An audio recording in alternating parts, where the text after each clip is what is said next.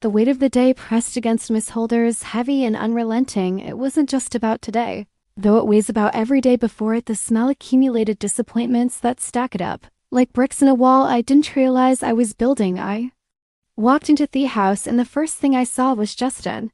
At the kitchen table, his fists clenched so tight his knuckles had turned white. His backpack lay on the floor beside him, thrown carelessly like an afterthought. He hadn't even bothered to turn on the lights. The only illumination came from the dim glow of his laptop screen, the cursor blinking in what felt like impatient expectation. I already knew what had happened before he even spoke. I had been waiting for this moment ever since he started. Skipping practice, missing one too many sessions in an attempt to balance the impossibilities. Responsibilities at home, his commitments to his family, and his love for soccer. The silence between us stretched thick with unspoken words I could hear. The distant hum of their refrigerator, the soft tick of the clock in the wall. I stepped forward, reaching out my fingers, slipping through his hair in a familiar, comforting motion. He let out a slow breath, the tension in his shoulders easing just slightly. Under my touch, I messed up, he said finally, his voice hoarse. I didn't say anything. I knew the answer already, yes. He had messed up, but what else was there to do? His parents had left him with no choice, with a little brother who needed picking up from school, a mother who worked late shifts, and a father who barely acknowledged his existence. Justin had taken on roles that weren't meant for him. He had become the caretaker, the stand-in parent, the problem solver, and today he had paid the price. They kick at me off the team, he continued, his voice still. Coach says I can't come back this season. I exhaled slowly, sitting down across from him. I'm sorry, Justin. His jaw tightened. I was just trying to help. They needed me. I know. He shook his head, the frustration rolling off him in waves. I should have done better, should have figured it out. I could see the exhaustion in his eyes, the way he was holding himself together by sheer willpower.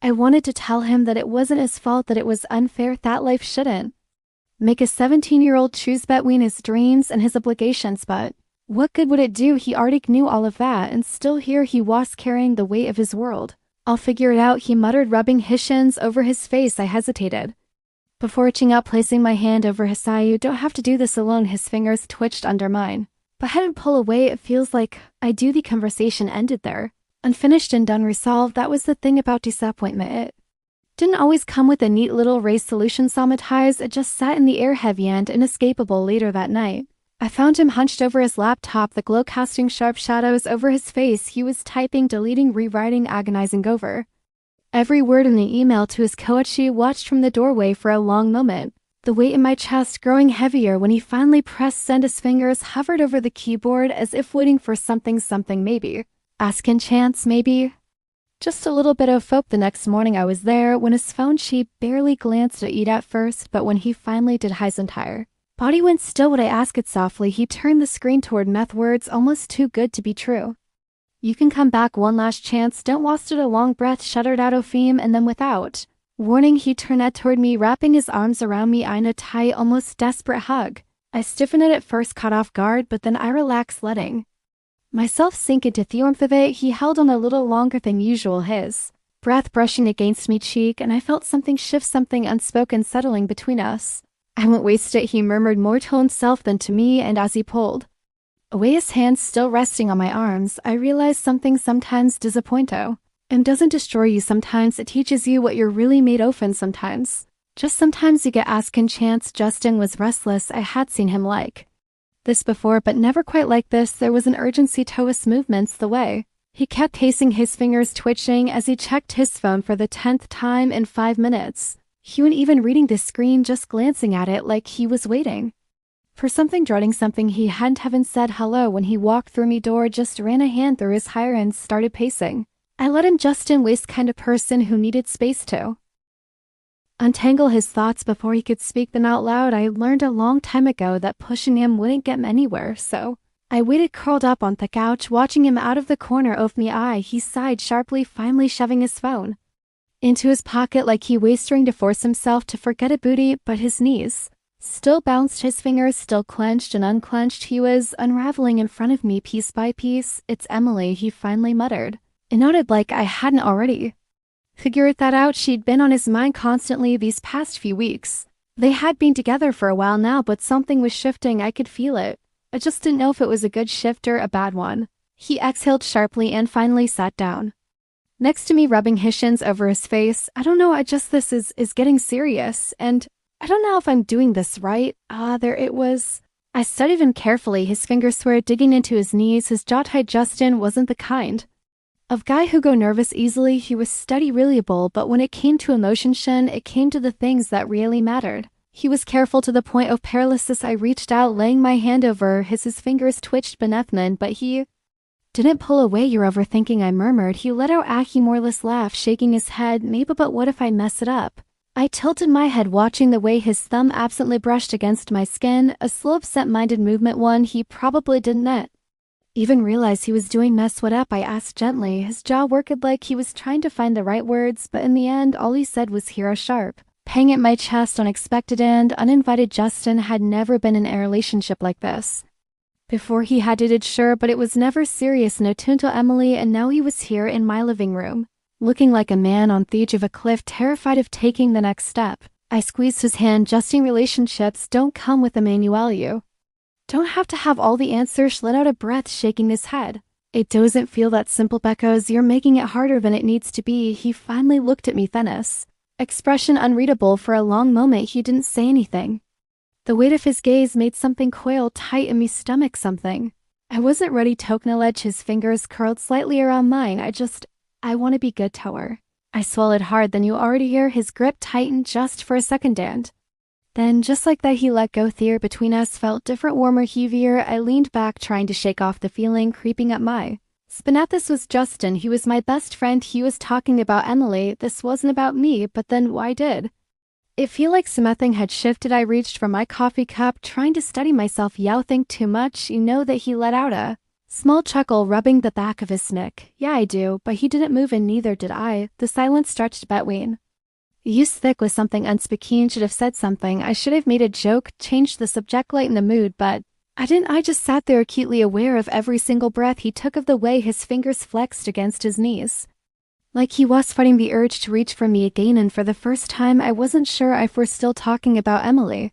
The night air was crisp when we stepped out of the restaurant, the city humming softly around us. The meal had been good, warm pasta, red wine, the flicker of candlelight on the table between us, but conversation had been different. Justin had been watching me all evening, in the way he usually did, not in the absent-minded, friendly way I was used to. No, this was different. It was something quieter, something heavier, something that lingered. I noticed it first when Hal added a joke I made. It was soft, but his gaze didn't move away as quickly as it should have. He wasn't just reacting, was memorizing, and I noticed it again when his fingers brushed against mine while reaching for the bread basket. A casual accident, something neither of you should have thought twice about, but the way his eyes flickered toward many few words, like he was waiting to see if he would acknowledge.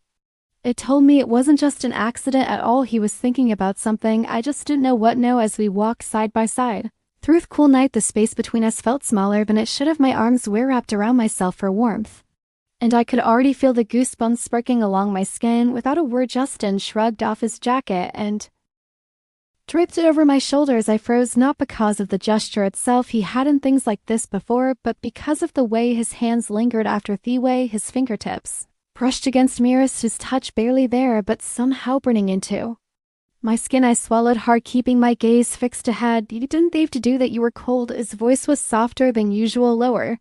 I nodded, gripping the edges of his jacket, tunneling. The faint scent of him fat clung to the fabric. There was something so intimate about it. The realization made my stomach twist. We walked in silence for a while, the city stretching out around us, the neon glow of street signs reflecting in the puddles from last night's rain. Then out of nowhere, I said, do you ever think about things differently after time passes? I turned to look at him, surprised by the sudden shift in conversation. What do you mean? Kept his eyes ahead, his hands stuffed in his pockets, like the way you feel about something, about someone you think you know exactly where you stand, but in one day it's different and you can't figure out when it changed. Just that it did. My breath hitched. I knew he was asking. I just didn't know if I could answer. Yeah? I said quietly, I think that happens a lot. Justin let out a slow breath, his shoulders relaxing slightly. I thought so too. I should have stopped it there.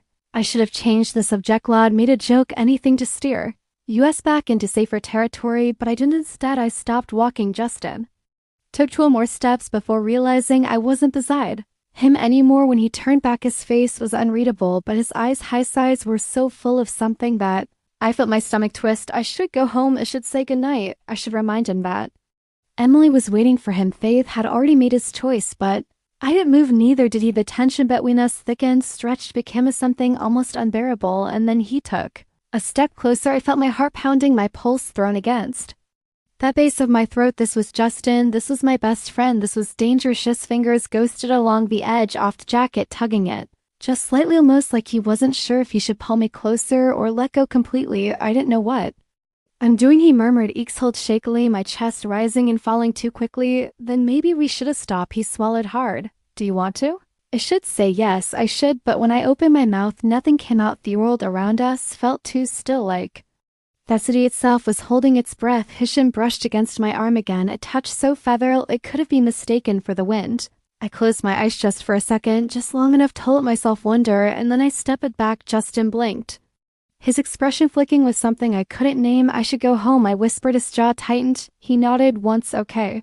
It earned before I could change my mind, before I could let whatever had just happened between us pull me in deeper. But even as I walked away, his jacket still draped over my shoulders, I knew something had changed, something we could never take back, and I wasn't sure if that terrified me or thrilled me.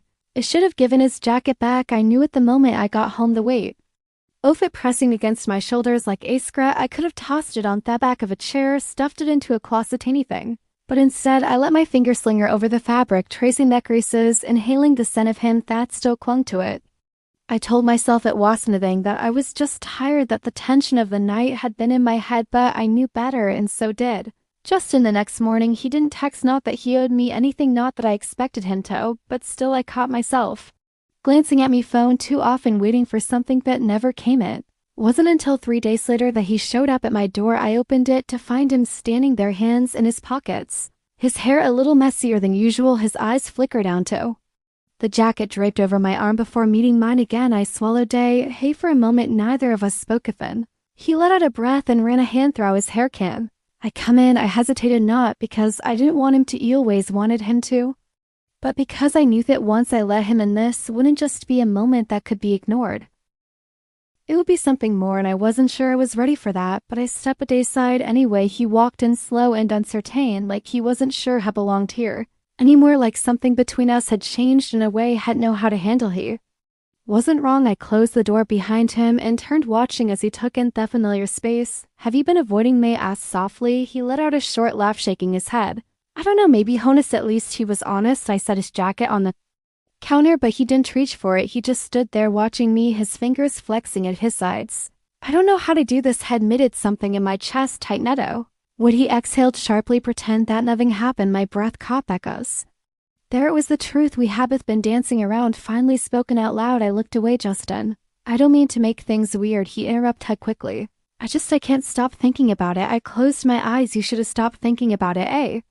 Beat of silence, then softer. Do you want to stop thinking about it? I opened my eyes and met his gaze. It was unfair the way he looked at me, like he was searching for an answer. He already knew, like he knew I couldn't lie to him. I took a breath, steadying myself. Justin, we can't, I know, murmured, and yet neither of us moved. The air between us felt impossible. I tried heavy with everything we weren't saying. I could still feel the ghost of his touch from that night, the way his fingers had lingered just a second too long, the way my heart had stuttered in response. I had days trying to convince myself that it was nothing but standing here, now with him so close, his breath uneven, his hands curled into fists, like was physically holding himself back. Ick knew that was a lie. He took a slow step closer, not enough to touch, but almost. I felt my pulse quicken. Tell me to go, he whispered. I opened my mouth and then closed it because I couldn't. I should have needed to, but I couldn't. Justin's jaw tightened, his breath was shaky when Hess spoke again. If you don't tell me to go, I didn't know if I can. His voice was barely more than a breath, but I felt it everywhere. My fingers curled against a counter, nails digging into the wood. I didn't say anything. I didn't tell him to go, and that was all the answer he needed. His hand reached out slow and hesitant, his fingertips grazing my arm just barely, just enough. I inhaled sharply, my body reacting before my mind could catch up. I didn't stop him. I didn't pull. A whined as he leaned in, his lips ghosting over my temple, his breath warm against me skin. I realized something. I wanted this. I wanted him. The realization hit me like a tidal wave, crashing over me with a force I wasn't prepared for, and when he pulled back, when he searched my face with an expression that was equal parts terrified and certain, I knew he had realized it too. Neither of us spoke. There was nothing left to say. The next morning he was gone, and I knew deep in me bones that nothing between us would ever be the same again, and my husband would never know.